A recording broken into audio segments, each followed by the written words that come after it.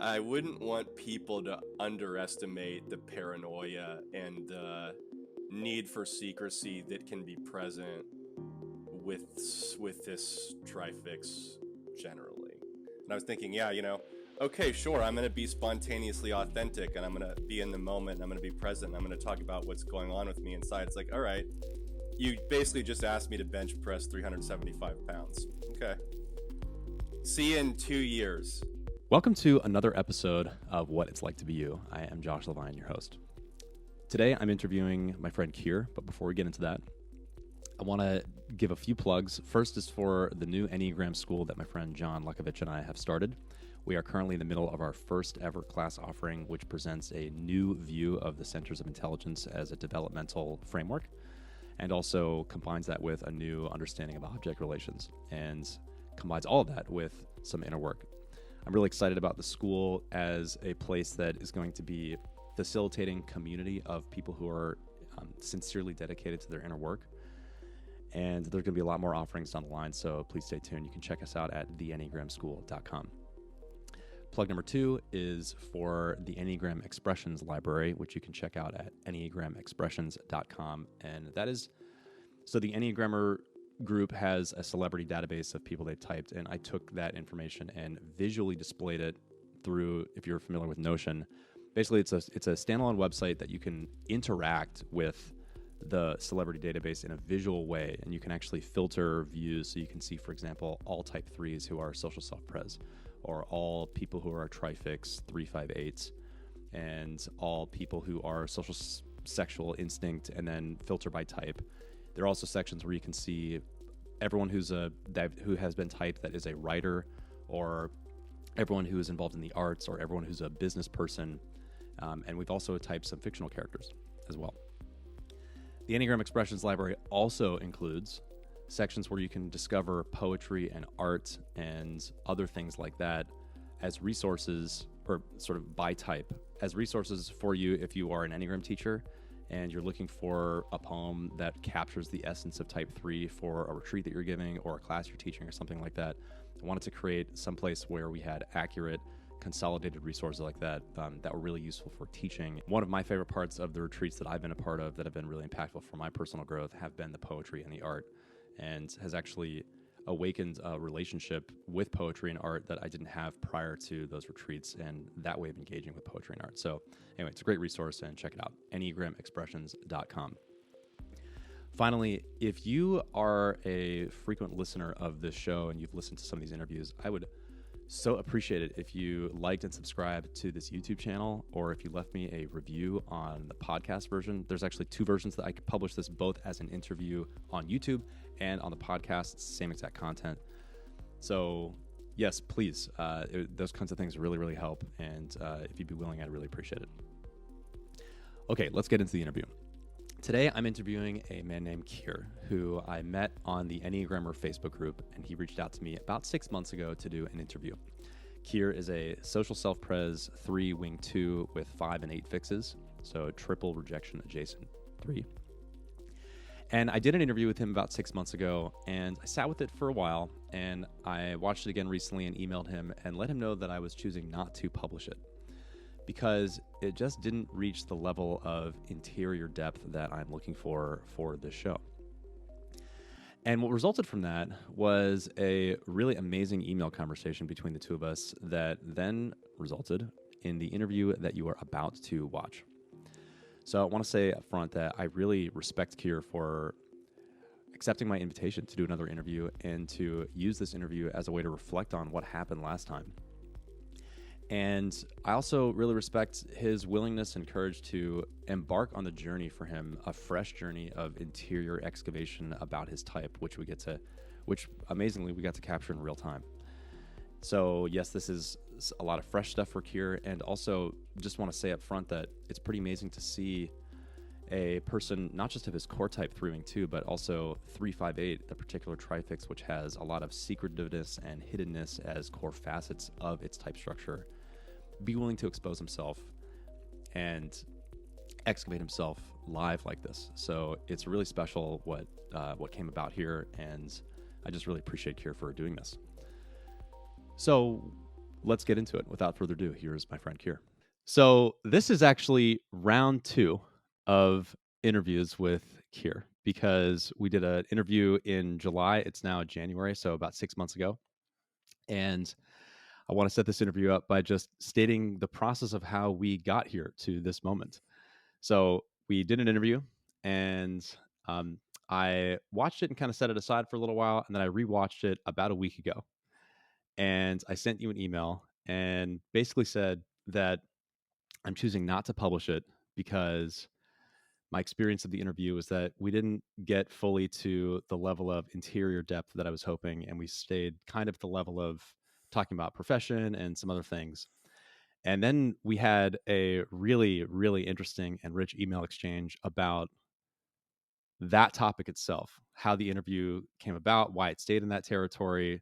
And then it kind of blossomed into some revelations about your Trifix 358 and the hiddenness and secrecy of that Trifix and the tightrope that you walk. And a bunch of stuff came out that was really, really rich from an interior looking into under the hood of type 3, in particular your Trifix. So that's kind of a can of worms to open up right up front, but I thought we'd just start here. And I'd love to just sense first, how are you feeling right now?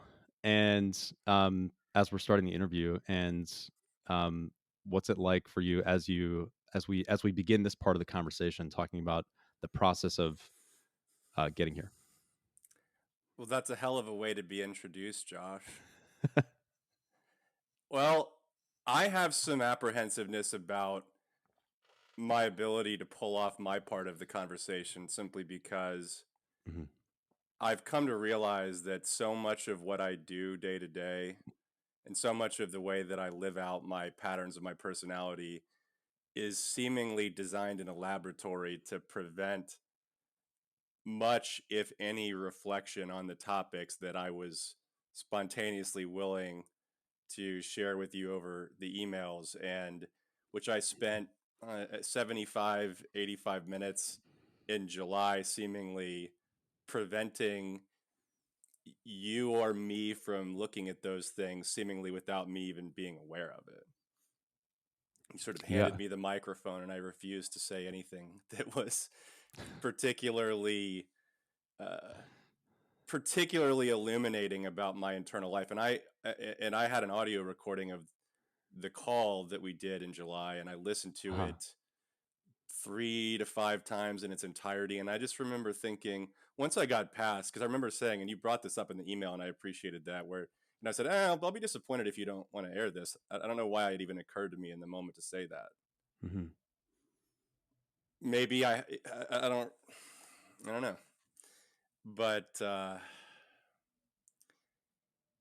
I I just sort of came to the conclusion that so much of what I was talking about was really insular and narrow to me, and that it wasn't necessarily saying anything that was that, yeah, I guess the sort of subjective inward component was missing, as it's missing a lot of the time for Mm-hmm. me in general. And I mean, that in and of itself is a pretty interesting topic.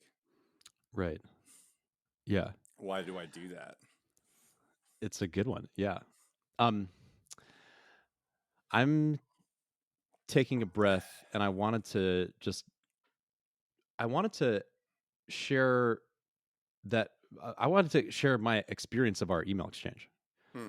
So, um, the first from my point of view, when I watched our interview, I actually felt that both of us were kind of in our respective patterns, um, a lot.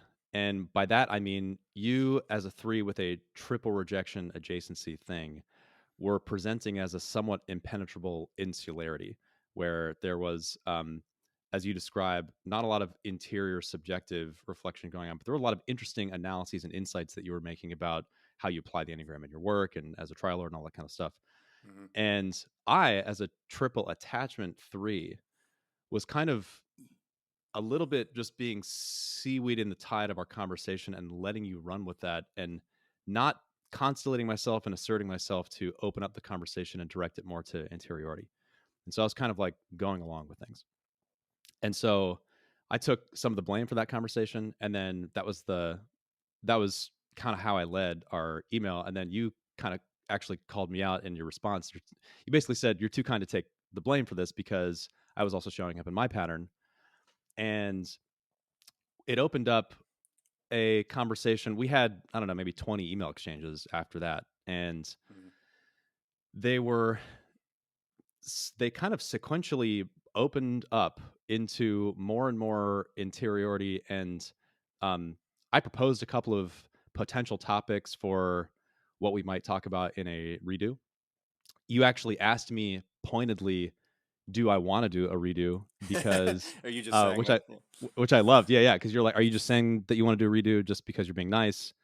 And I was like, I appreciate the question. Actually, I would love to do a redo, but I would want for the conversation to be more subjective and interior. And you were like, okay, cool. Well, that's possible, but I want to hear the topics in advance and kind of prepare for them. And then, but it seemed kind of like over the course of our email exchange, you opened up and kind of softened to the idea of there being a little bit more spontaneous, unprepared reflection about what's going on internally for you. And in particular, actually, I was really struck by you brought up the topic of why don't we talk about why it's so difficult for me to reveal myself and what the hiddenness and secrecy is in my trifix.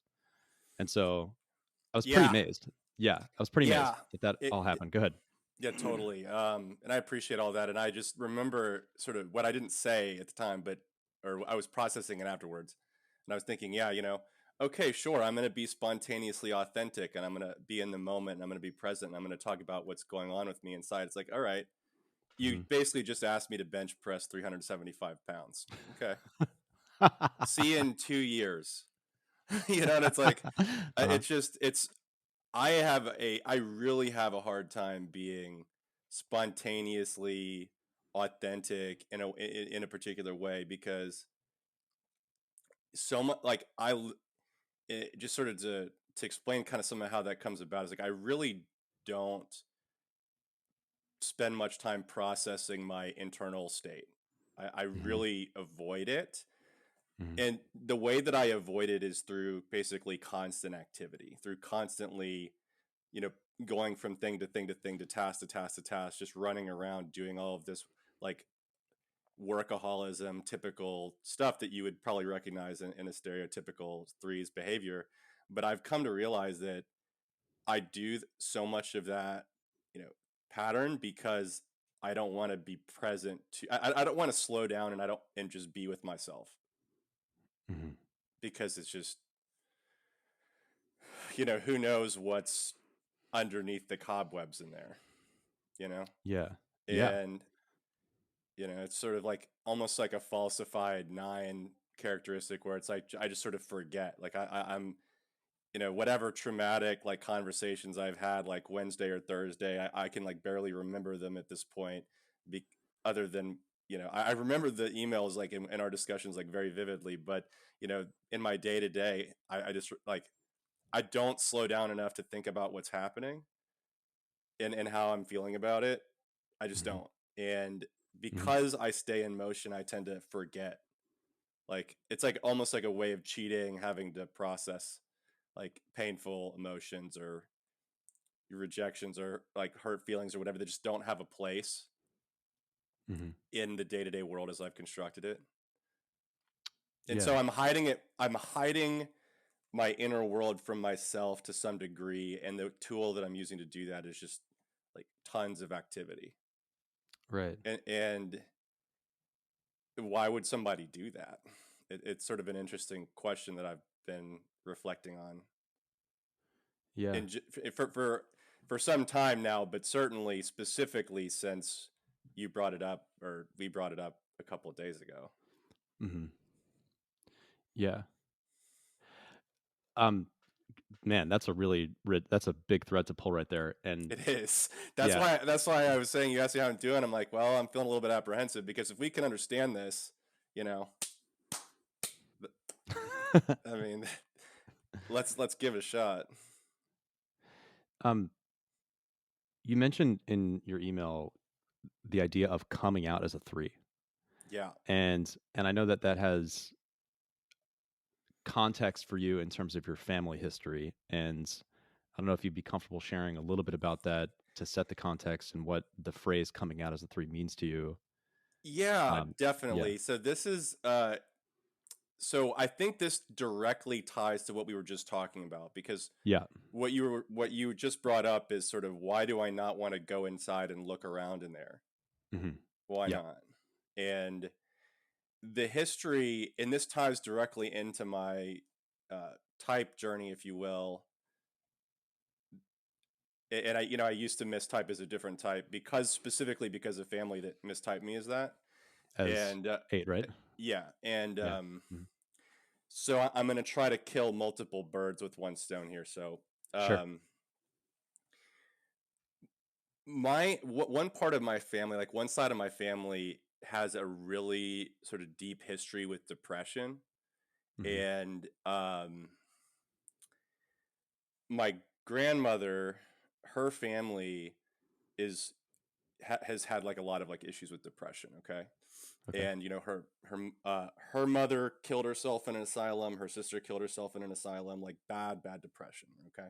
Wow. Which we know can be like kind of hereditary. And when I was 4 years old, I'm the oldest. Like on that side of the family, I'm the oldest of about 17 or 18 grandkids of my grandmother. And when I was about 4 years old, my sister was two. My grandfather, my grandmother's husband, had a really bad stroke. Okay, and it completely changed his brain, and it changed his personality, which was never ever the same. Since he spent 12 years living after that, where he was a different person, and he knew that, and hmm everybody around him knew it, and he had this like deep shame about it. But what's relevant is that just my grandmother, who had been pretty tough, like, and who hadn't really had that much issue with depression, like became sort of like heavily suicidally ideated, and just turned into, when I was very very young, like just kind of like an emotional disaster. And my hmm mom, who's the oldest of her family, felt this like incredible sense of responsibility for that. And basically my experience of that kind of came to a head when I was about five, because right after my grandmother had gotten some really bad news about my grandfather's mental health and about his health in general, we went to West Texas, to this sort of desert park called Big Bend Oh yeah. for a week. We drove all the way out to West Texas, and then I remember seeing this like scorpion. Like this was like sort of like my first like sort of cinematic memory, was coming back from Big Bend, because I remember driving in a car going about 75 in the back seat. My grandmother's in the front seat driving. My aunt, my mom's younger sister, is in the front passenger seat. I'm in the back, and my sister, who was at the time 2, about to turn 3, I was 5, were there. And I just remember like the vehicle was like kind of like drifting off of the road. Okay. hmm hmm Started to drift, and we were going about 75 miles an hour. And then we go off the road, the vehicle flips, and it like crashes. And then there's glass like blows inside the vehicle. This is before there are airbags, so there's no airbags. Okay. And the vehicle flips over, and what I remember was just pushing the door out, getting out of the vehicle, like turning over to try to look back inside the vehicle, and my sister's sort of hanging upside down by her seatbelt, like bawling. Okay. It's like, that's like an incredibly vivid memory for me, is just her hanging upside down in the car crying. And then I crawl back in, I get her out of there. I mean, thankfully nobody was really hurt, but if there had been in like another oncoming vehicle, there's probably like a 50% chance somebody would have been killed, or much more than that. And what we found out afterwards was that my grandmother fell asleep because she was like having so much difficulty dealing with her like sense of grief and loss, and just her like negative emotions, right? hmm And it really affected my mom. And my grandmother like had to live with me in the same room when I was like 5, 6, 7, thereabouts, a couple years. And my sister was always having like emotional arguments with my mom, and it was just like, I was like really young, that I kind of just cut off from I felt like I had to be like the strong person, like, because everybody around me was losing their shit big time, hmm because of their kind of inability to deal with whatever was going on with them. hmm And so I just kind of decided that I wasn't going to have that problem because this situation's dire enough, because I mean, we easily could have been killed. Like my grandmother's inability to like deal with her shit kind of almost killed us or almost killed somebody else. Mhm. And I never had that thought stated that bluntly until recently, because when I was a kid, I think it was too much for me to think about it like that. Like I didn't think about it in such like stark terms, but that's literally what happened. And and I recently like told my mother about this, and she was like, well, first of all, she immediately starts crying, but then she says, yeah, when you were a kid, like I was so preoccupied with my parents, I felt so much responsibility for them. Like you really didn't have a chance to be a like just vulnerable little kid. Like I wasn't getting as much attention, and to the Mhm. extent that I was feeling freaked out or upset, like nobody was paying attention to it because there were other sort of more like dire situations. Yeah. So I don't know. I guess I got really kind of cold and kind of mean as a result of this, because I'm not natively like I'm not innate, but that's what they thought that I was, because I kind of became, I don't know. I really lived out that fixation pretty intensely when I was a young kid. Mhm. And I mean, to the point where like, even when I talk to my sister about it still, she still is like, yeah, I don't think you're a 3. I just kind of don't see it. I see Yeah. you. Okay. Because her memories of me being like a bully or just being just being a jerk or just are like too intense that's just how she's going to see me, I don't know. Mhm. So that's Sure. kind of what sort of prompted me into this, because I carried around a mistype that was based on the way that they saw me, which I feel like was what they needed me to be, because they needed somebody to be able to to not have that problem, to not have their, you know, like their guts like spilling out all over the place to the point where it's creating messes for other people to clean up. Yeah. And so I was like, I can't put up with, I'm not putting up with anything. Like I'm not having weaknesses, vulnerabilities, like no, because that I thought they needed that from me. Right. Right. Yeah. So And you that's said, yeah, one of the things you said in your email that was striking for me was that the world wasn't safe for you as a 3 or as a young 3. It wasn't safe for you to yeah, be a 3 or something like that. it didn't because Mhm. there's a certain level of vulnerability that I think is associated with being a 3, and I think people know about that, but I think they also kind of they underestimate it and they overestimate it in weird ways. But Sure. like for me to be sort of like this is hard to talk about, but it just didn't seem like having to try. I needed to not give a crap about what they thought about what I was doing, because I didn't think that they were up to nurturing or nourishing the side of me that needs that admiration and that needs the respect and it needs the positive feedback and needs to be put in a high social position, or whatever, or the generic kind of 3 tropes, like that are in a way kind of true for me. Mhm. Is like they don't have like there's no bandwidth here to give me that kind of attention. Like Right. I'm just here to I just need to be as tough as I can and not need that from them. And my mom's even been like, "Yep, we were preoccupied. We weren't going to get, you weren't going to get that." So Yeah. I didn't. And Yeah. but I like trained myself. I mean, I didn't know that this is what I was doing, but in a way I've come to realize this is sort of what I was doing. I trained myself and I trained myself and I trained myself to ignore not getting what I kind of emotionally needed from that. Right. You know, Right. Yeah. What's the I don't know if that's how, clear at all, but oh, but sort of like that, because I adapted so much to this like level of like internal rejection. Like no, there's nowhere to go. You've got rejection in the yeah. body, you've got rejection in the mind, you've got rejection creeping up on the heart, and there's nowhere to go. So it's sort of Mm-hmm. like just adjusting to that unhealable wound of existing. That's like, it's not like I can go to my head center and escape from it, right? No, Right. it's there Right. everywhere. And so because of that, I just adapted to, I attached to that set of circumstances to such a degree that they don't even like, they don't necessarily see me for who I am today. They still Yeah. don't. Right. Right. And Isn't that, I mean, that's crazy to think about.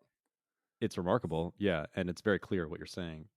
And I want to get a little bit of context real quick, Sure. is in terms of where are you at in your journey of processing this or talking through it? Like, have you worked with people before, or is the Enneagram, has it been a useful tool for you in terms of understanding, contextualizing that, or like, or is Yeah, this, are you kind of new? Is it fresh for you to talk about it?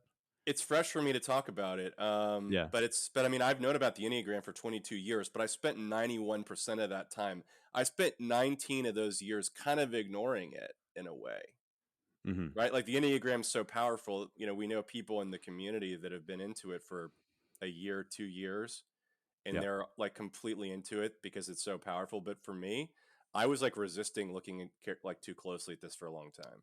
Right. Right.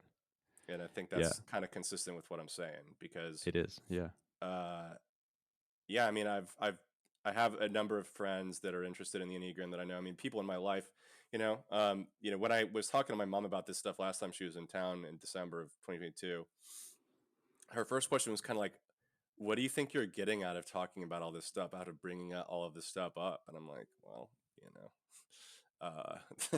I'm just processing these things that I never gave myself permission to even think I was experiencing when I was like much younger." But Yeah. it explains why they don't see, it explains why the sort of the trained eye of the people that I've talked to in the Enneagram can see that I'm a 3 pretty easily, and it's not very challenging to see that. But Mm-hmm. people that know me really well from way back when just don't know to what extent that I adjusted myself to provide strength that I saw themselves as just completely not having. And Yeah. I mean, it's not like I don't have an A fix, but it's almost like it would have been easier for them if I was born as an eight. It would have been easier for me to be that, but I guess not. I mean, Yeah. it would have been in a I'm way. They would have had other I'm problems. I'm pretty struck by how fresh this is for you to process, Hmm. and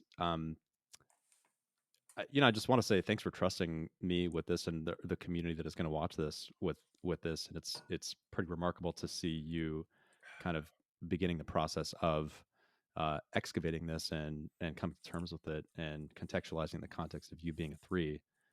Hmm. Um, and one thing that really stood out to me from a few minutes ago when you were talking about like the way that you set up your life and staying constantly in motion was a way to kind of keep this under the surface and not to look at it. And that includes, I imagine, working working a lot as a lawyer and maybe the way you've set up your family life and stuff like that. I don't know. It'd be for you to reflect on. Hmm. But one of the things that's really interesting to me too is that even the way that you've engaged with the Enneagram for a really long time has been a part of the pattern that has kept this stuff under under investigated. Um, it's very interesting to me. You see what I'm saying? Totally. I mean, and I mean, it's almost like I need a guide to go in there because I have witnessed people, many people who firsthand have been not able to deal with like whatever was going on with them internally, them looking at it kind of tore their world apart and it affected everybody else around them. And it's sort of like looking at that fact kind of turned me to stone in a way where I just didn't want to look at this. I didn't want to look too closely at what was going on because I was pretty much like I kind of, yeah. So, um, Yeah. but I mean, there's like a lot of, I don't want to give an impression that's like too negative, and that's one of the things I was worried about going into this is like I don't want to be too depressing, but I mean these are or too heavy, but like these are, I mean that was heavy to do. That was a lot for a 5-year-old, Yeah. I can imagine. I mean, Yeah. and I'm not Yeah. trying to think about this is because I mean I did have like a pretty good childhood in most ways. I mean I'm not I know there's a lot of people in the world that have been through a hell of a lot more than I have, and I'm not Mm-hmm. discrediting that or ignoring that. I don't see myself as a victim, but it sort of explains some of the things that we've been talking about. Sure. You know? Yeah, it does. Yeah. And also, um, it that really helps to understand your use of the phrase coming out as a three. Um, Right. um, can I read a short paragraph you wrote in your email Give my with guess. respect to Go that for word? it. Yeah. So you said coming out as a three is awkward language, but there is some merit to it. In my case, I don't feel indestructible inside. As a 358, I feel like a cat that's used up 7 lives already. I can't Yeah. take that big of a hit twice. So I put a Right. lot of pressure on myself to perform my high wire act, knowing that the stakes are high. I can push the envelope, but there's a limit to it. Yeah. Why do I feel that way? It's an honest question. Yeah. I don't know. That's a good question. I mean, yeah, because I don't, and that's kind of part of the mystery is that, it's like I'm, I hide my own degree of like sensitivity from myself, even because I act in a way that's consistent with me being less sensitive than I actually am. But deep down, I know that there's like a risk associated with that because I'm not somebody that's capable of just taking too hard of a hit from life. It's like it does matter to me. I mean, sometimes I go into things where I'm like, I'm just a I'm just a bleeding heart type. I hope nobody notices. You know what I Yeah. mean?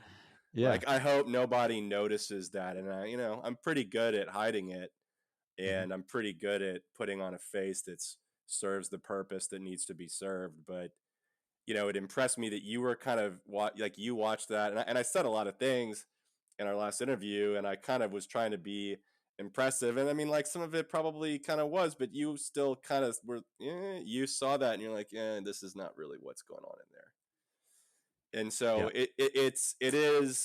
it is possible to see through it, but I definitely the cat with the cat that's used 7 lives is kind of. I feel lucky to some degree, but I don't feel indestructible. Yeah. And even if I come across that way, if I come across impenetrable, well, I'm not. Yeah. But it's a use for some reason, maybe just from being really, really young and having to like there's sort of a vacuum of strength that needed to be filled. You know, I I just get that. What's the I have 2 questions. You pick. good. What's the nature of your sensitivity? Like, what kind of stuff do you get sensitive about, and what happens for you? The stuff, and then I and can then a s only yeah. yeah, Go go ahead. ahead. No, no, no, no. Well, Let's hear the second question. the other question is related to it, and it's I wonder what your experience was like, um, to receive my first email and to basically realize what you were realizing, which is, oh, Josh didn't really buy this thing that I was putting out. He was seeing through something else to something else. Okay, so the questions were, what does it feel like to be seen through in a way? Mhm. Yeah. And then the first question was, um, well, what can you ask me the first question again? Yeah, the Sorry. first question is about the nature of your sensitivity. Like, what kind of stuff do you get sensitive about, and what happens for you? The nature of my sensitivity and what was it like um, Mhm. to sort of be seen through. Yeah, so Yeah. I think I can use the second question as a lead into the first one. Yeah. Um, I did the same thing that I always do, which is I immediately kind of recognize that this is that I now have a problem that I need to attack and solve because I'm sort of like uh, in a way. I mean, I had reached the same conclusion, and I was impressed in that way because I mean, we both have the same sensibility, and that we're both social threes. Like you have an audience, like I have an audience. It's sort of there's a same level of awareness about what could be going on. So I was mhm. able to kind of be like, okay, well, there we both have, we both have reached a similar conclusion. Yeah.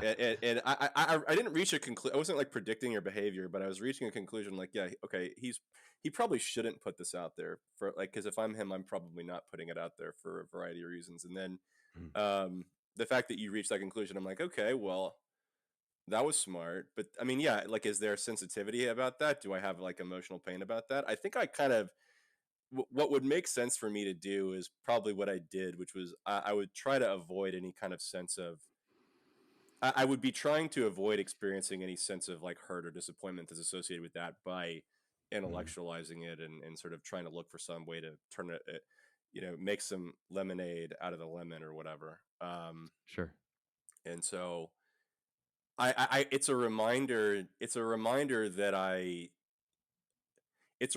like the extent to which I'm willing to try to avoid looking at some of the things that we would have to look at to really have a useful conversation about type 3. So it just reminded me of the extent to which I'm doing the pattern even now.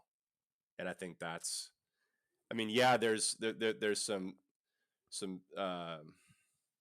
kind of like a tinge of social rejection associated with it, Hmm. Hmm. but that's pretty, like, in other words, I'm able to deal with that because I'm able to like, because I'd already basically reached the conclusion that it would have been a reasonable thing for you to do. Right. So I guess that's, I mean, I don't know how much of a cope it is, but it's at least partially a cope to think of it that way, but it's also, I think, the truth. So it being the truth goes a long way for me. Yeah. And then in terms of like what I'm sensitive about, I'm sensitive about being surprised, and uh, I'm sensitive about being surprised, for one thing, I kind of want to get into. I feel like that question's kind of pulling me into almost like the transactional nature of rejection, right? It's sort of, as long Uh-huh. as we have an agreement about what's supposed to be happening and what we're supposed to be doing, I don't feel like I can be rejected, because we've come to an agreement about what it is that you're trying to accomplish and what I'm trying to accomplish, and what are the kind of the terms of the game. If the game has been called and we've both agreed to it, then win, lose, or draw, I can handle the outcome. But in terms of, I kind of get sensitive when, you know I don't know. I mean, it's hard for me to really describe. I mean, words are going to fail me here, but I'm going to try Okay. anyway. Okay. Um, y- it's just, I get sensitive about a whole host of dynamics that could be present, and I don't want to be, you know, hurt or rejected in a way that isn't something that I had considered ahead of time.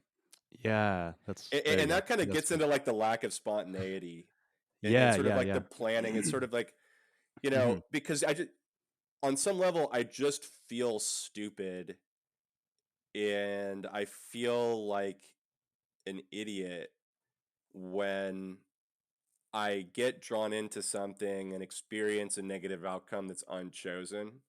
Hmm. And so I do think that my head does kind of pull me in the direction of like having some trouble with spontaneity. That's fascinating to me because it tracks with the sequence of our email exchange. Mm-hmm. Because your initial response to my email was amazing, and almost it was like sort of cerebral and legalistic. Almost, it was like acknowledging point to point to point, and then it was Yeah. like, if you would like to do a redo, then I would like topics in advance, and then I would need to prepare for it, and then it was sort of like, and if that's amenable to you, then we can move forward. And then as we kept exchanging, then it was my experience of you was that you kind of softened a little bit, and then actually started even suggesting topics yourself that were the kinds of things that would be very difficult to prepare for. Um, Mm-hmm. and it was almost like the sensitive reaction of like the wince, and then the 3-5 stem competence, like, okay, here's how we're gonna like do this now. And then and then the subsequent softening as you started to feel a little safer, as you started to warm up to the idea of um, unearthing this stuff and exposing yourself, or what? Yeah, I thought it was important for me to see you recognizing some of my concerns about getting into some of this stuff. Yeah. And I thought that at the point where you were kind of giving me some room to say, I am concerned about saying too much. I am concerned about this being used against me. I'm concerned about lots of negative information about, you know, Hmm. personal matters, like psychological matters. Like there's some genuine, legitimate concern about that. Right. And, Right. I don't want to spontaneously say something that could be used against me, because I have responsibilities and I have things to lose, and I don't want that. That's unchosen. I have a lot of sensitivity about that, right? Right. So Right.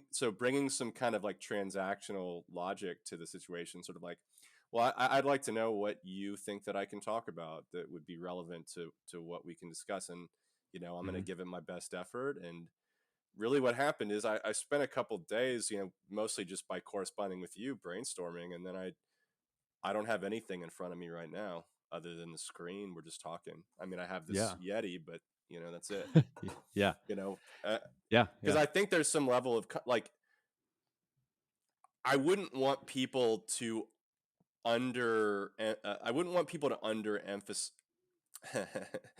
I wouldn't want people to underestimate the paranoia and the need for secrecy that can be present with this trifix generally. That's good. Right. Yeah.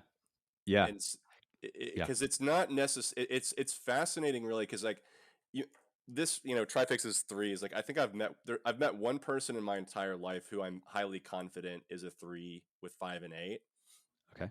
and it's sort of an interesting thing to observe externally, Hmm. because you have the sort of Darwinian 3-8 stem, that's sort of clearly competitive, and it's clearly assertive, and it's clearly willing to break some eggs to make an omelet. Like, that's its own agenda, and it's willing to use its elbows and all that good stuff. Yeah. But then and that's like very obvious and very naked and very out there for the world to see. But then the withdrawn head is highly confusing to observe in like the same sort of matrix, right? Because Hmm. it's sort of like you see the 3-8 stem, and it's obvious that the person is engaging in activities that are competitive, furthering their own self-interest, etc. But then the withdrawn head makes all of the details kind of completely opaque, and it's sort of like that. And I tend to like, and I remember like regarding such a person with like quite a bit of suspicion, because it's sort of like, well, what's really going on with this guy? You know Sure. what I Yeah. mean? It's sort of like, Yeah. because it's you see the intention, you see the agenda, you see the sort of assertiveness, but you don't see what they're going to do to try to fulfill that.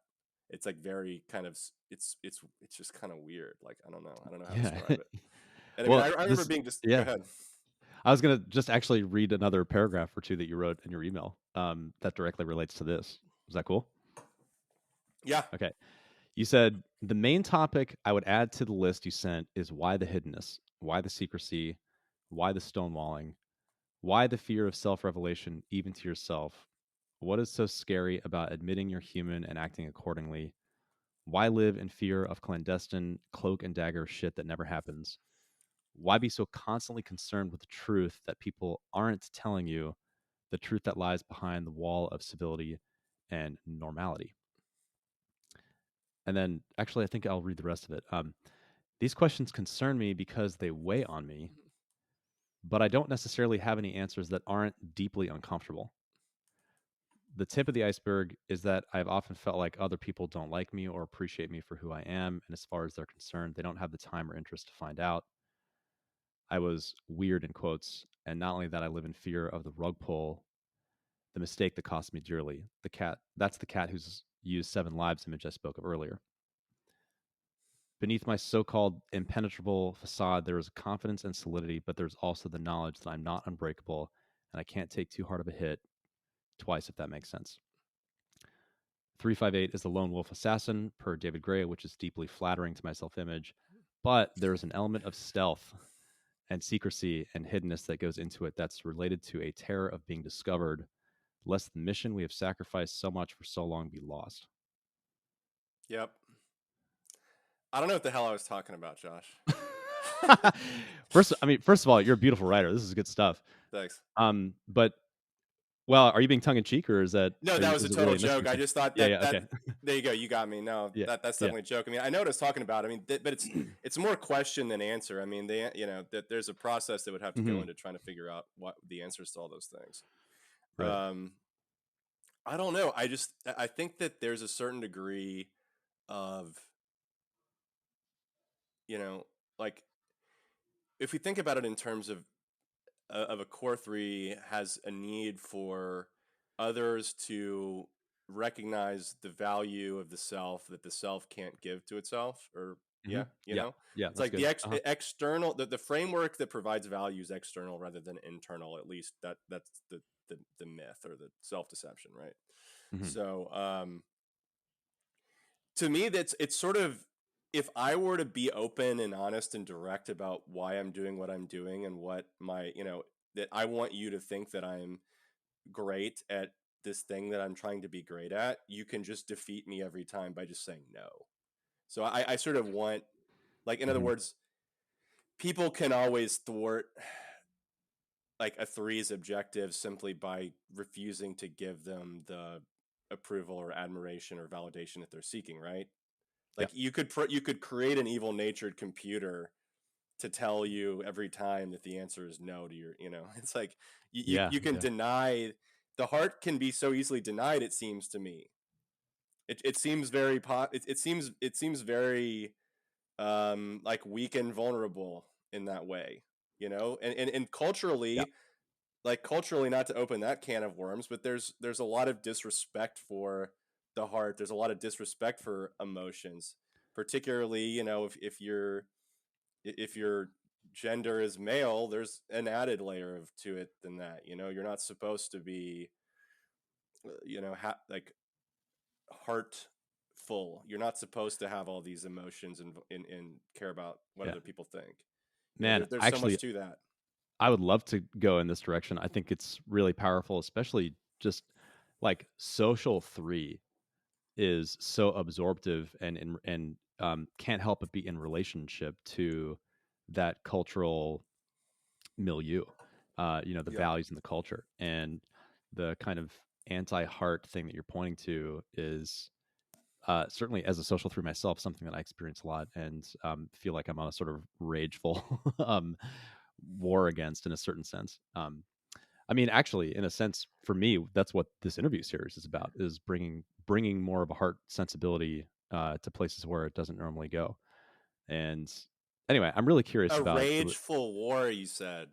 I. It's That's not a very normal. That's not. Those aren't the words I'm expecting you to say. I What know, I What know. is the rageful war? What's that about? For me, Yeah, if you don't mind my asking a yeah, question. no, that's I'm happy to. Yeah, for me, it's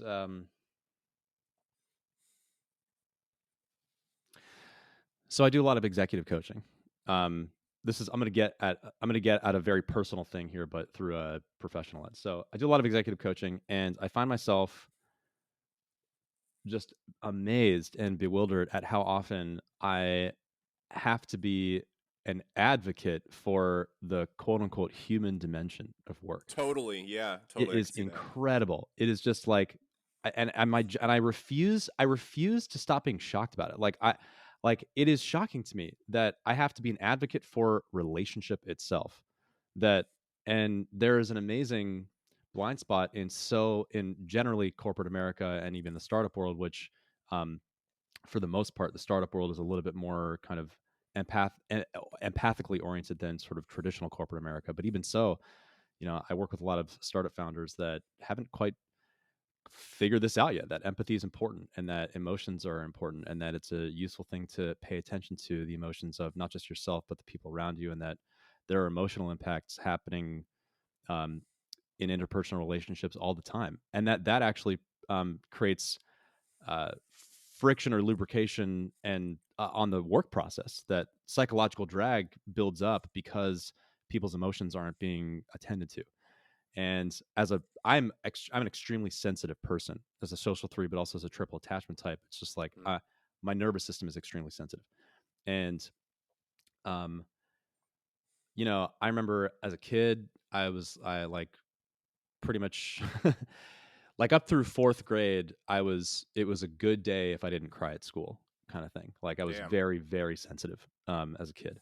Hmm. And I think that there's a way that because I'm a three, I've had this ambivalent relationship with trying to adapt to a world that is somewhat emotion blinds or empathy blinds, but knowing that in my deep core, like I'm a sensitive person and I actually care about sensitivity, and it's kind of a a place that I would want to plant my flag in terms of what I represent in this world is being an advocate for this kind of for interiority and for sensitivity. And so my my rageful war, I mean, that is certainly an extreme statement, but there's kind of an emotional truth and resonance to it because I feel just like fucking enough is how I feel about Yeah, the world not caring about this. totally. Yeah, I definitely see that. I mean, like the business world, and I mean that's just one place, but I mean even in pop culture, even in memes, Yeah, even on yeah, the internet, it's like, yeah, have we hurt your fifis, like etc. Like it's just there's so much disrespect for, and I mean like some of it is justified in a way, because yes, the heart is somewhat exploitable in that way by an inhuman sense of identity. Like if you could lie to yourself enough, then you could probably be able to overcome it as much as you want. But it's people don't want to admit that they even have this part of themselves in a lot of yes, ways, because it makes, and I mean like, yeah, because it's like, huh? because the head always wins in a way. The head knows how to win like that contest if it wants to, but not really, like it's hard to describe. I mean, the words are failing me at this particular moment, it seems, but because what you said is definitely accurate. I have something I want to share with you that I'm curious if you relate to. I have a feeling you're going to relate to this. So one of the things Hmm. that I find to be kind of concerning to me about me being a three and caring about this is that it's like I'm a heart type and I am definitely a heart type. Hmm. Um, but I'm so adaptive that it's like I'm also in certain cases when I'm not really careful or vigilant about myself, or if I'm just sort of playing into my pattern as opposed to the conversion of my pattern or like my higher self, then I'm actually part of the problem.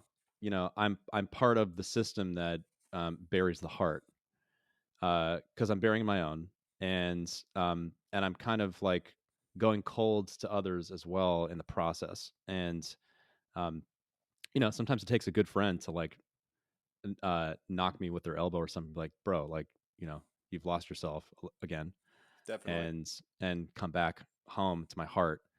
But there's a way that as a three, um, I feel like an advocate for the sensibility. I feel like it's my, in a sense, a vocation to bring heart, and to be a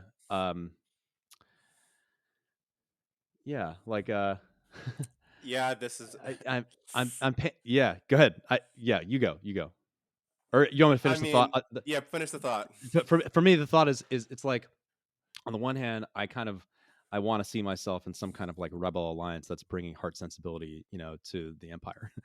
um, Sure. on the other hand, I get nervous about how like it's almost like because the attachment type thing is almost a fundamentally receptive stance as opposed to a source stance. It's like I want to be a source of heart, but in my pattern, it's like I'm always in the position of wanting to receive love and admiration and heart from other people first before I'm willing to even open and reveal myself that that's something I care about. And so the reversal from receiver to source is something that I work with in myself a lot, as a kind of work practice. So To be a heart blind heart type is a paradox in itself, right, right, which is what you just described in a way. yeah, It's that but by the same token, you're asserting the heart, right? The heart type that's assertive is the heart type that's heart blind, and that's tautological. So, yes, um, yeah, the fact is that those who don't have the same degree of connectedness to the heart center need somebody, even if it's coming at the cost of that individual person's own degree of, presence to their heart center, like that's what's needed to bring that message. Because it's not gonna, it has to be, somebody has to be able to assert it and wage, conflict against the fact that people, just generally speaking, are not willing to own this part of themselves as much as some others in many cases. Right. I have a question for you about workaholism and just how, like, it seems to me that part of the structure of your life that keeps everything in motion is just working a lot, like a 3. Yep. And I'm curious your relationship to that, and just how that operates in your life. Yeah, I mean, my relationship to that is incredibly complicated and difficult to describe, but it's almost an absurdity where Okay. I'm not even kidding. I mean, it's almost absurd because I've had the experience before of just being aware that I would so much love to be somebody who could like feel content with themselves if they weren't working 70 hours a week to try to earn it, but then also awareness that if I didn't do that, I would just I I wouldn't be able to give myself the kind of affirmation that I can get from being somebody who is like, it's in other words, I understand that I need to be able to dial it down, but I also understand that I wouldn't know where my value would be coming from if I did, which is sort of an absurdity. And that's Right? that's a really core 3 statement right there. That Yeah. it's The human doing is real. And that's what it is. And I think that's the long term, like that's the long term evolution, right? I mean, am I going to be one of these people who's still squeezing every last drop of productivity out of a day when I'm 75 because I don't know how to do anything else and never learned? I mean, I know people like who are exactly like that. I know people that are older than that that are still doing it. They still need to be the guy who's providing the services to get the value from other people. And I mean, that's like, okay, if there's it's hard for me to really even know where that's leading to, because I can see pros and cons of it. I'd like to have a sense of peace that would come from where it's like it's not being forced, like my type isn't forcing it on me, like where it's like being forced on me in a way, because sort of like literally if I chilled out and I didn't fill up every single day with activity, doing, if I didn't do that, I would just kind of crush under the weight of not being able to respect myself by myself for myself on my own terms. And what I think would be the sort of squaring the circle is squaring the circle would be where I don't need it, but if I want it, then I can keep doing it. That A more tracks. where it's more chosen, right? Where it's not just I'm not just like Not just a inflicting this compulsion. on myself compulsively. So what that looks like is hard to say. I mean, I'm literally that person. Like if I show up at the family reunion, I'm going to bring my bags inside from wherever I got them. I'm going to put them down, and I'm going to immediately, I'm not even going to say hello. I'm going to immediately start doing whatever. I'm going to start cooking. I'm going to start preparing the food. I'm going to start I'm literally not going to stop for 1 second. Sometimes. Like that's what it's like for Thanksgiving. It's like I show up, I put down my bags. All right, where's the turkey? What, like doing the work to start getting everything ready, because everybody's going to have a good time whether they like it or not. It's like I literally don't slow down, and people are like, do you want to sit down for a minute? Do you want to have a cocktail? I'm like, I got to do this turkey right now. That's just how I am. And it's like I don't slow down. Like I literally don't want to sit down and just have to be quiet or just listen to myself be like, okay, this is what it's like to be me for this one moment. I don't even want to do it when I'm in the like pattern big time. Something about I'm wanting to ask the question, like, what would surface for you in that moment? but I think it's like everything that we've talked about in the last hour is the answer to that question. It's a layer. It's a layer of the answer. There's a lot of layers to it. I'm sure that the things we've been talking Mm. about, or like the dynamics that are underneath what we've been talking about, are affecting me in ways that I probably won't even know about for a long time. Sure. Because Yeah. it's hard to really get there, but there's not necessarily finality to it, but that's okay. I mean, right, it's Yeah. gonna have to Yeah. be. Are you motivated to keep digging? Well, lately the answer is yes. And I think there's good reasons for that because um, lately the answer is yes. And I just, yeah, lately, yes. I think Yeah. the answer needs to be yes. I'm curious where that motivation comes from.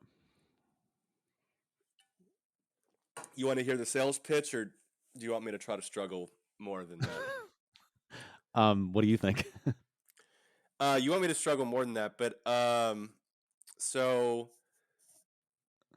the sales pitch is that it's actually relevant to the things that I do to try to distract myself from the Sure. answer. Okay. Because being authentic is important. When you're not authentic, people can smell it on you, and that's a weakness for pragmatic reasons. But Yes, it is. Yeah. beyond that, I would say that now I'm trying to remember what we're talking about. Where does my motivation come from? Um, my motivation to some degree comes just simply from existing. I don't know where it comes from. It's just there. Yeah, it's just intrinsic in some way. It's just intrinsic in some way. It's almost like just an energetic, like I'm just a manifester by nature. Like, and I think a lot of threes are the same. We can manifest very easily, and what we manifest is going to be what we think about. So be very careful what you think about, because that's what's going to be coming to you in the end. On the So, other hand, it's kind of impossible to control what you think about, especially if you're a three and you're oriented to this kind of material. and therein lies a lot of the sort of darker themes that I was talking to you about in my email, because my inner world is dominated by domination. It's dominated by, rejection themes. It's dominated by, and people who understand object relations, like to some degree, would understand that to be dominated by domination internally, i.e. by rejection themes, is to be dominated by what you don't want. So if you think a lot about what's going on inside, you could very well be manifesting your worst nightmares in a way. Hmm. Like that you're Hmm. afraid of you're afraid of other people having control on you, like with sort of like an 8 theme, or you're afraid of being unloved like a 2 theme, or being sort of at the Oh, mercy of a hostile universe like a 5. Like, the more you think about why you're doing that, it's like I think there's some concern on my part that you can just negatively manifest it. So one sort of shallow, superficial, limited solution is just to not think about it. So um because, like you said, yes, but we manifest, yes, true, but what we manifest is what we think about, which is difficult to have conscious control over. right. Although the thing that's interesting to me about, so I love that point you just made, dominated by domination and the rejection object relation, orienting your mind to what you don't want. It strikes me that in that paradigm, attachment is oriented to, in a sense, what you do want. Um, and you sent me this incredible voice memo over email a couple days ago, um, and one of the sort of like an Oscar-winning speech sort of thing about like You about your flatter me. like your I mean, the essence of it is something like not giving up on the heart, on your heart, on on that part of you that is sensitive and wants something, wants love, not just for yourself, but sort of like there was almost a universal sense of like I'm not giving up for heart itself. Um, there's something about that that really resonated with me and was kind of inspiring to hear you talk about it. And I could hear your like almost like redemptive, triumphal, like emotional, like really I'm not giving up on this kind of thing in that speech. And so Yeah. that, I wonder, I mean, it strikes me that that is whatever place that came from in you, that speech, is the part of you that is intrinsically motivated towards this kind of conversation we're having right now, and the excavation of your inner states and all that kind of stuff. Yeah, I mean, and that started out with I discussed some of the things I was talking about a few minutes ago, where I was just Mm-hmm. basically saying that you can always deprive like the heart with of what it wants simply if you know what it is, which Right. is connected Yeah. to the kind of need for secrecy in the sense of like I guess in classical terms like sort of like the deceptive quality. Mm-hmm. Self-deception probably is much, one way to prevent other people from understanding what you want so they can't deny it to you is for you to not even be aware of it, to tell it to them. And Mm-hmm. Sure. sometimes Yeah. sometimes when it is my case, I don't even know if the left hand knows what the right hand is doing. Almost like an MI5 who was given specific instructions that are very clear, but in terms of the reasons why, it's like, don't ask, I'm on a need to know basis and nobody told me. Like that's sort of how my relation to why I'm doing what I'm doing. I can often only understand why I did what I did in retrospect. Like usually what I'm doing, Yeah.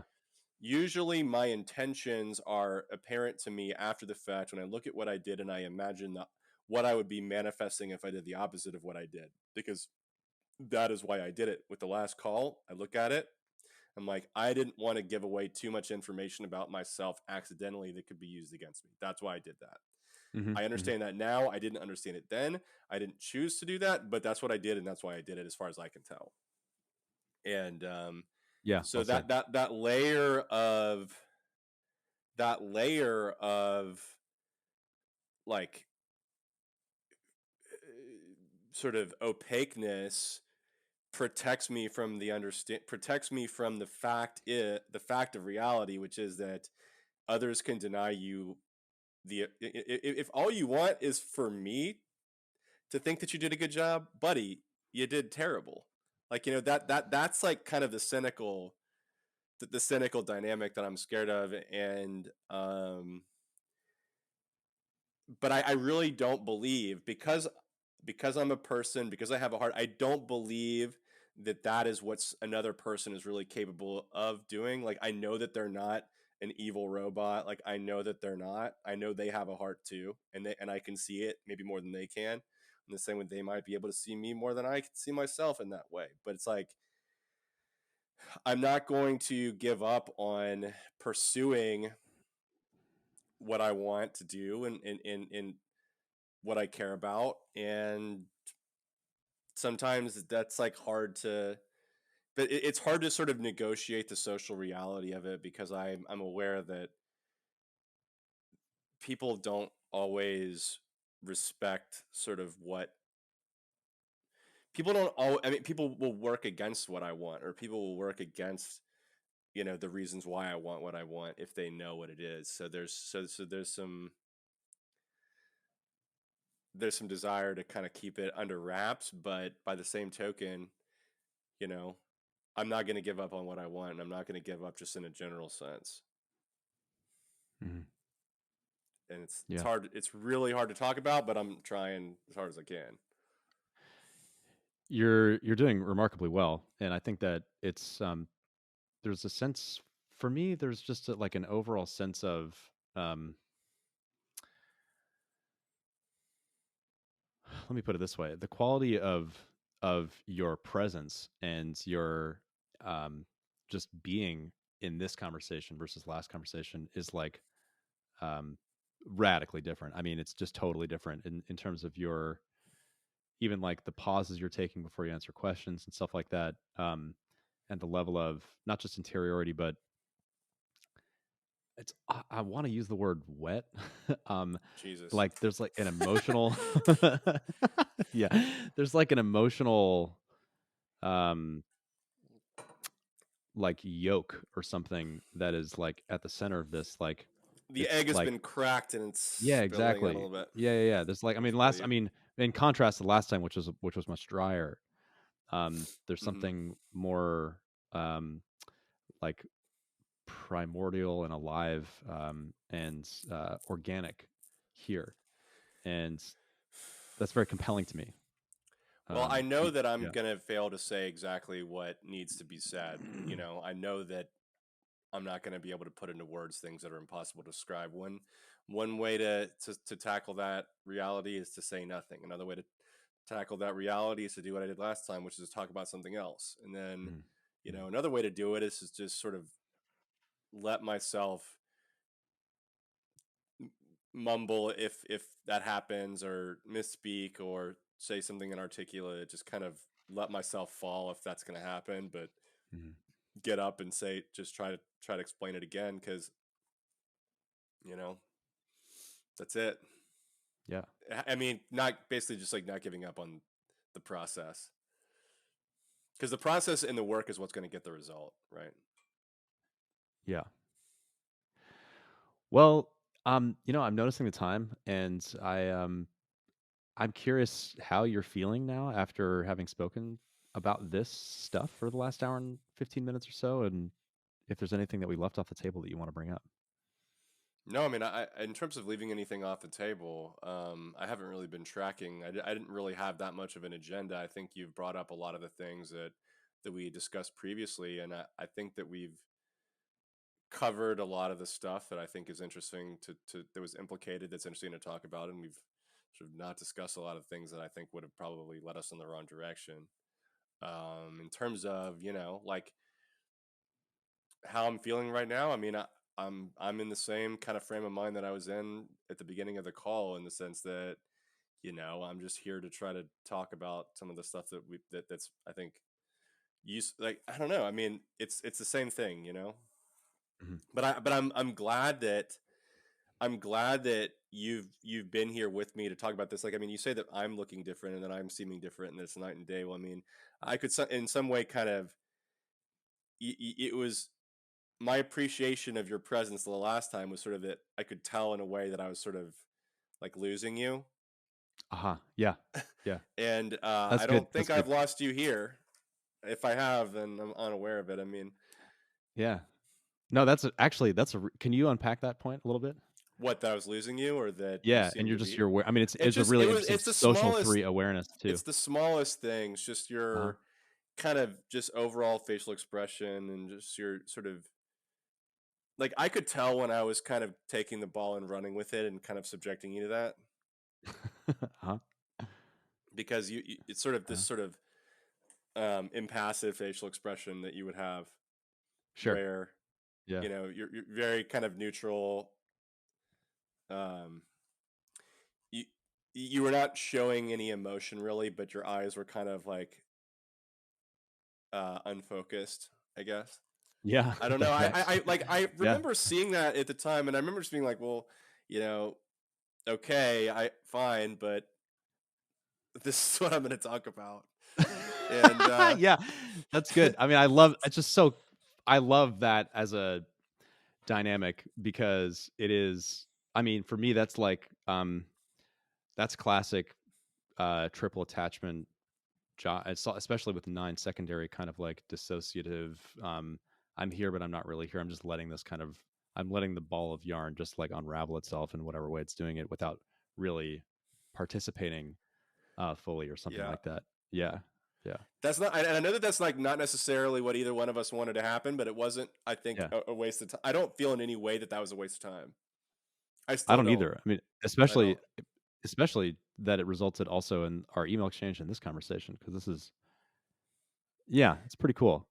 It is, and I mean, we haven't met IRL, and so maybe it was sort of like getting to know each other. But that's the kind of the thing. It's like we've been able to roll with it.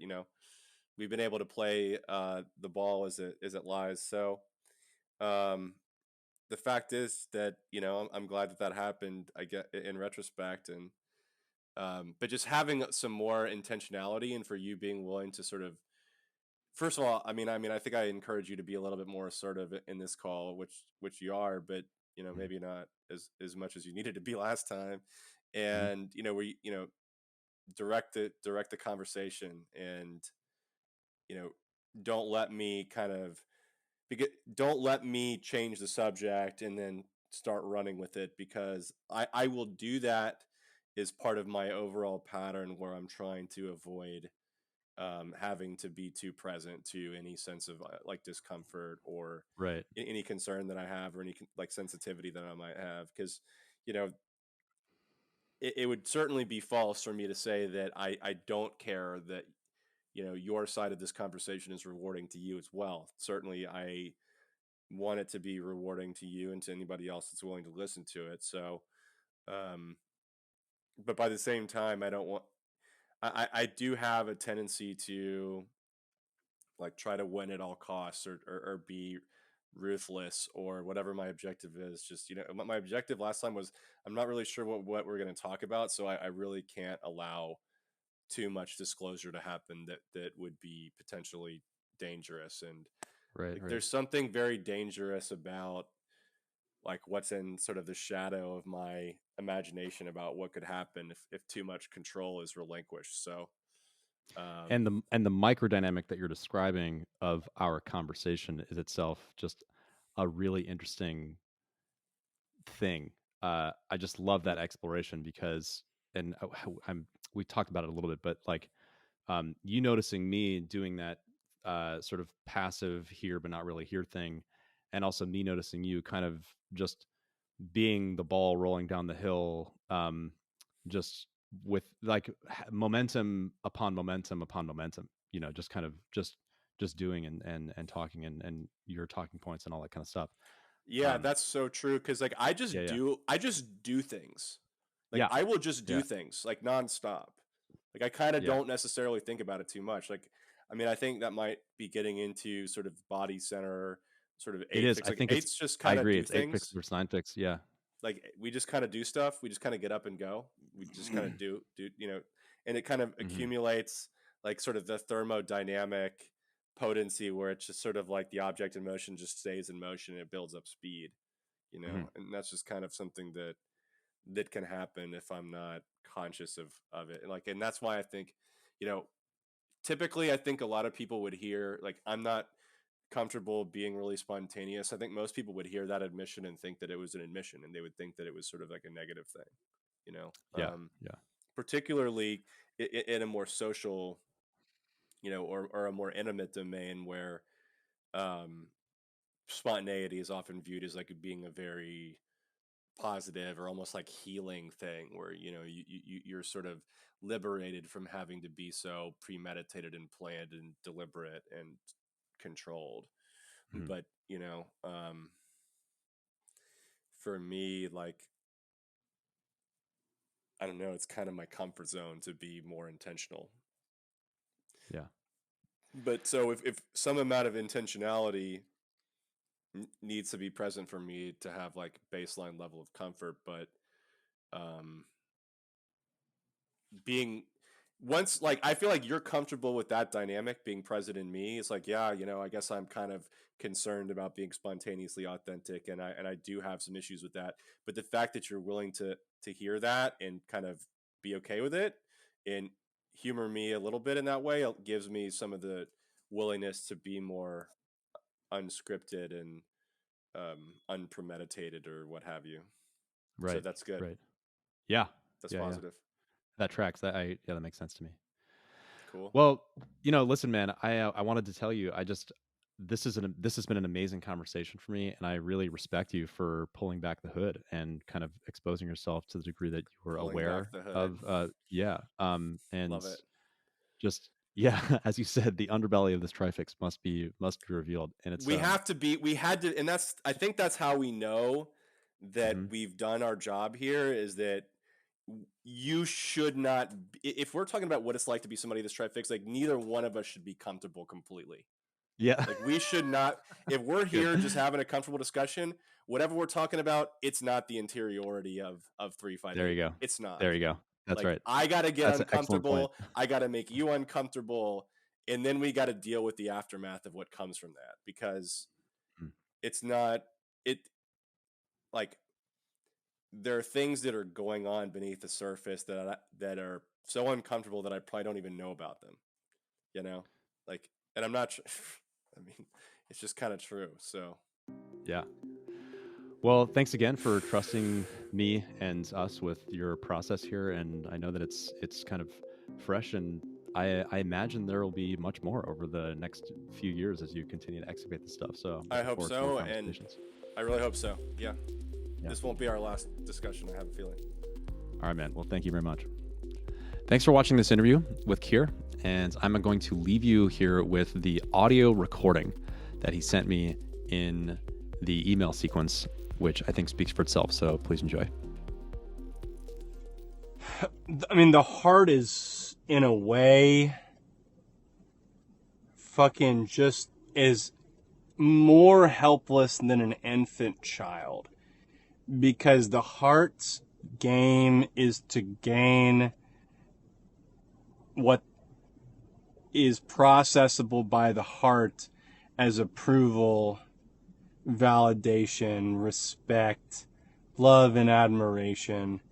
But if you were to pit the human heart against a computer in a game theory optimized game where the computer's job is to defeat the heart strategy, the computer will bat 100 and fucking 0.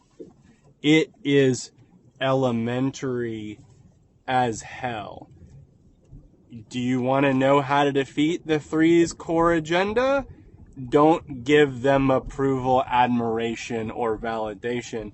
Just say no. Just say no. That's all that's required. That's it. That's all you have to do. And the three can't win anymore against the computer. I mean, fuck, Gary Kasparov, 3-Wing 4 TED Talk, IMHO, lost in the 90s to the supercomputer Deep Blue. Fuck, you don't need a supercomputer. Like, this is easier than tic-tac-toe. You can deny the heart what it wants 100% of the time. Computer.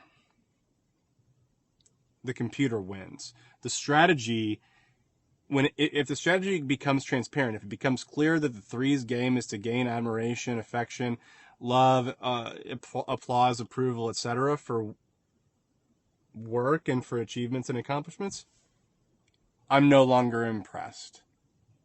Fancy that. How about that? And that is such a brutal,